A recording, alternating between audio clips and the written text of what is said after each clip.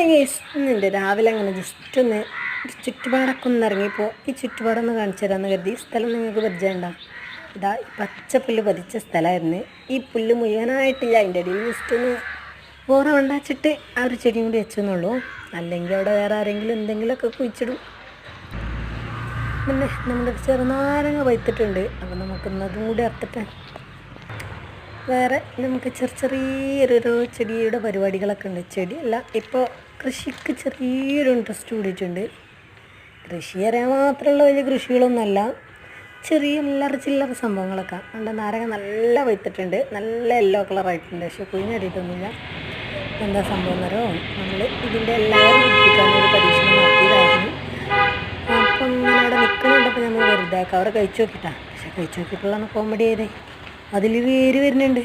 അപ്പം നമ്മളത് അവിടെ തന്നെ വെച്ചിട്ട് ഇതെന്താ സംഭവം, ബോഗിൻവില്ല നമ്മൾ തൊട്ടപ്പുറത്തൊരു വീട്ടിൽ ഇങ്ങനെ കണ്ടിട്ട് എന്താ വേണ്ടിയിട്ടിരിക്കണോ, എൻ്റെ ഹസ്ബൻഡിൻ്റെ വീട്ടിലാണ്. എൻ്റെ വീട്ടിലും ഹസ്ബൻഡിൻ്റെ വീട്ടിലും എൻ്റെ വീട്ടിലാണ് മെയിൻ ബോഗിൻവില്ലകളൊക്കെ ഉള്ളത്.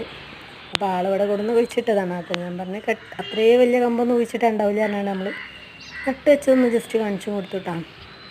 അപ്പോൾ നമ്മളിനി അത് അവിടെ തന്നെ കെട്ടി വെച്ചിട്ടുണ്ട്. കാരണം എല്ലാം എയർ പിടിക്കണമെന്നുണ്ടെങ്കിൽ